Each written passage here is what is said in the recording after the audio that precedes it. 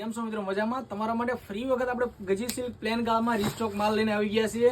Totally 7 થી 8 કલરનું matching છે. પહેલા તો તમને એનો પીસ બતાવી દઈએ. એકદમ કલર શાર્ટ મેચિંગ એકદમ નવા લઈને આવી ગયા છે આ વખતે તમારા માટે, અને રેન્જ પણ રીઝનેબલ રહેવાની છે ગાઈસ. પહેલા તો તમને એક પીસ એનું ઓપન કરીને બતાવી દઈએ.